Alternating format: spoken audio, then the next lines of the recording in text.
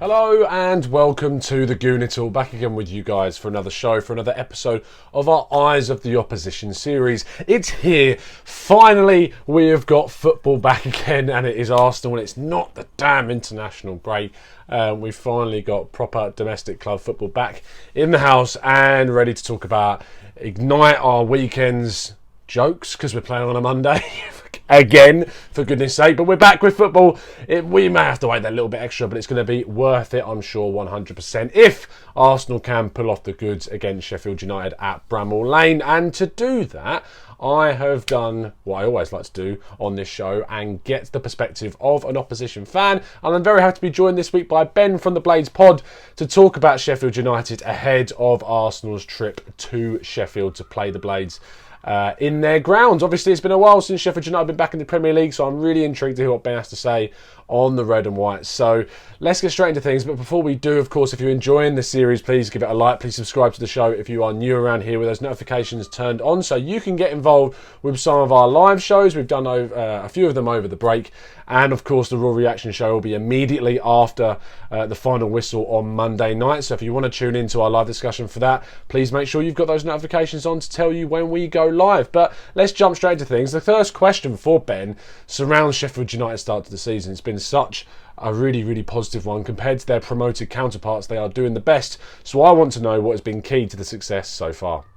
I think the key to our early season success has honestly been the defence. We're sort of, as fans, I guess, we're at this sort of crossroads of wanting us to open up a little more, as opposed to being so defensively solid. But then the fact that we are, generally defending really well is basically why we have as many points as we have at the moment. I think it's only Liverpool that conceded fewer goals, and while we have had quite a few mistakes in us, sort of notably the goal Liverpool scored, where our goalkeeper basically threw the ball in his own net, unfortunately, we have otherwise been pretty solid. So that's carried forward from the Championship. We had, the best defence in the Championship last season, and I did think that would be, a major kind of building block for us to be successful this season. But yeah, we're kind of hoping that we can maybe balance it out by being a bit more attacking as well. Our sort of chance creation numbers are not so good. We haven't scored that many goals. I think it's only 7 in 8 games so far. So yeah, we're still kind of striving to find that balance. A tough defence to crack. Well, hopefully Arsenal's players can get enough quality in that front line. Finally, maybe seeing Pepe bring something to the side. We'll crack that tough nut that is Sheffield United. And I mean, it's impressive, isn't it? The only team that's got a better defensive record being Liverpool is a scary feat. And that is even more impressive when you consider the business that was done by Sheffield United this summer. Aston Villa went big, spent a lot of money, whereas Norwich were completely the other end of the spectrum and barely spent anything this summer, and maybe that's starting to show now. But Sheffield United was sort of that middle ground, just under 50 million, just over 40 million pounds spent. How has that impacted Sheffield's start to the season? Yeah, it's strange. I mean, it was a weird experience as a United fan, seeing us spend 40 million and break our transfer record sort of, I think 3 or 4 times. I mean, previous transfer record was broken at the start of last season, which was 4 million for John Egan. So for us to suddenly be spending, 10, 12, 15, 20 million on players was quite a surreal experience, to be honest. As to how it's impacted us, it's been very noticeable that we've generally stuck with a lot of the team that got us promoted, with a couple of exceptions. It's only really up front, which is where we spent most of our money. It's only really up front that we've sort of seen new players come in. I wouldn't say any of them have kind of set the world on fire yet. They all sort of possess different qualities, I think, as strikers. McBurney is a kind of complete forward, target man kind of guy. Callum Robinson could play as like a wide forward, drifting outside. Lys Mousset is probably the one that's had the biggest impact. Signed from Bournemouth. There was a lot of chat about how he's got 3 goals in 58 Premier League games or something like that. But when you actually look at it, it amounts to about 1,200 minutes or something like that. He barely played any football at all at Bournemouth. He got the winning goal for us at Everton in the 2-0 win. And yeah, it just looks like a great impact signing for us so far. So yeah, we kind of addressed areas that we needed to. We got promoted with a lot of goals from 2 players who were in their 30s. So, going forward, it was important to try and bring the age of the squad down. And yeah, I think, to be honest, a lot of our signings were kind of for the long term. A lot of players who are kind of in their early to mid 30s, early to mid 20s, who potentially could be with us for the next 5 or 6 seasons. So players that we hope will make an impact now, but certainly seen as long-term investments as well. Now, the man that's been pivotal, of course, to Sheffield United's rise from the Championship and then the success in the early part of the Premier League season has, of course, been Chris Wilder. Now, for me, he's sort of that classic English manager, but English managers haven't had the most success in the Premier League so far in recent history. So, can the Englishman bring more success to the Blaze than maybe some of his compatriots have at their own teams? Yeah, the work that Chris Wilder has done at Sheffield United can't be overstated, to be honest. I mean, we were in our sixth season in League One when he took over. You know, felt like the club was going backwards, to be honest. And then he comes in, we get 100 points. We play a, pretty revolutionary style of football. I think that's got some quite a lot of pundits talking about it as an unusual system that, commits a lot of men forward and, everybody's comfortable on the ball. And yeah, that's kind of all down to him and his assistant, Alan Nill. In terms of success, I mean, success for us is staying up. Do I think that we can do that? Yes, that was what I felt coming into the season. I've not seen anything through these first 8 games that's kind of going to change my mind on that. I think without playing all that well, because I don't think we have yet, we've held our own against, some of the best teams in the league. I mean, that Liverpool game a couple of weeks ago, we gave as good as we got and almost got away with a point against a team who have been literally perfect and are the champions of Europe. So, yeah, he's an incredible tactician, man manager, just very savvy. Obviously, gets the club. He is kind of brutally honest at times. He's not the kind of person. He's not a Neil Warnock character that's going to, woe is me, blame the referees for everything. Quite the opposite. In fact, he'll call out players if he thinks they're not performing. He'll call out himself if he thinks he made a decision that proved to be the wrong one. So, yeah, I very much believe he's destined for big things. Hopefully, it's with United. Now, of course, the game looms large, and thinking about that process and what's going to happen in that game is going to be key. Sheffield United have picked up some decent points this season. One of them, of course, at Stamford Bridge was a very impressive game, and one which I'm hugely thankful for the Blaze taking 2 points off our Champions League qualification rivals.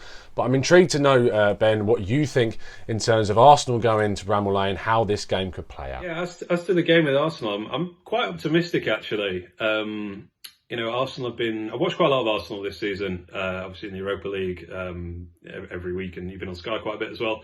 And yeah, Arsenal play incredibly open. I think it's going to be a really good atmosphere anyway, because it's a rare night game at Bramall Lane. There aren't that many in the Premier League, because we obviously play only 38 fixtures instead of 46.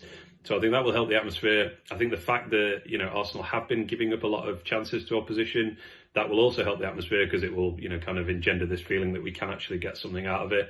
And they tend to be dramatic matches between United and Arsenal. I know we're going back sort of 20 years of fixtures, so maybe not that much relevancy to what's going to happen on Monday. But I'm slightly optimistic, even though we've lost our last 3 home games. We've been pretty unlucky in all of them, I think. So as long as we don't give you a goal, as we've done to some of our other opponents, I'm pretty optimistic we can get something out of it. Now, it all comes to the final question, of course, talking about predictions, but not only the prediction, but as I am not the most expertly prepared person for talking about Sheffield United, learning a little bit about how the Blades might line up is also going to be key. So, lineups and predictions, Ben, hit me with them. The majority of the team actually picks itself. I mean, I mentioned, we kept that core of the Championship side together. So, the back 3 and the 2 wing backs and the goalkeeper are pretty much set in stone. In midfield, John Lundstrom's really surprised us as, he was somebody that United fans didn't really have a high opinion of going into this season. Nobody, I don't think, expected him to start, but he's arguably been our best and most consistent player. John Fleck is coming back from a bit of an injury picked up with Scotland, so he probably will play, but if not, Luke Freeman will come in for him. Very similar kind of players, sort of classic number 8 midfielder kind of players. At the base of midfield, Ollie Norwood kind of controls plays. He's a great sort of deep-lying playmaker kind of guy, really excellent passing range. And then up front is where the conundrum comes in. As I say, we have, I would say 5 or 6 strikers, all of whom have kind of different qualities, different abilities, none of whom have completely nailed a starting spot yet. I do think David McGoldrick will come back in. He's missed the last couple of games with injury. He is an infamously poor finisher and should have had a couple of goals already, but offers so much to the team in terms of his ability to get on the ball, to create things, to drop off and link play. And I think we have missed him quite a lot in our last couple of games. So I expect him to come back in if McBurney's fit. because he missed international duty, then he will probably start as well. But watch out for Billy Sharp. I have a sneaky feeling he's going to be, if not on the bench, then possibly starting as well. And he's actually, in his fairly limited minutes, has made quite a big impact in terms of getting a goal and also creating chances for his teammates as well. So yeah, don't be shocked to see Sharp on the pitch. As for a prediction, I said I'm optimistic. I'm not overly optimistic, so I will say a 1-1 draw. I think we tend to keep games tight. I think Arsenal have. I'm reluctant to say this, but I think Arsenal have not won a game by more than 1 goal this season, and we have not lost a game by more than 1 goal for over a year now. So yeah, I will go for a good point for us, and we'll move on from there. It's a bold prediction, a point against the Arsenal. But we've seen some predictions come in from some of our experts from the opposition when they're playing at Arsenal, especially away from home.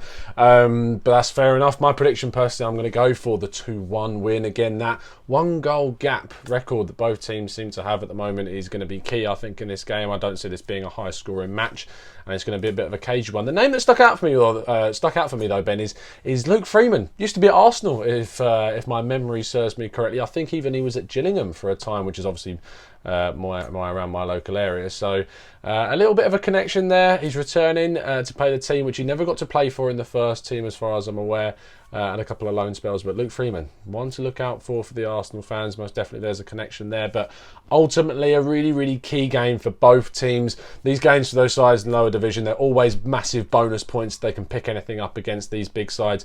And of course, Arsenal will be looked on to dominate this game and take all 3 points ahead of their qualification hopes for the Champions League next season. So big both ways. What do you think? Please let me know your predictions for the scoreline in the comments. And if you've enjoyed the show, please give it a like and subscribe if you're new around here with those notifications on to turn into our live shows. Huge thanks for Ben. Please do go check out the Blades Pod on Twitter, and I'll see you again very, very soon. And as always, up the Arsenal.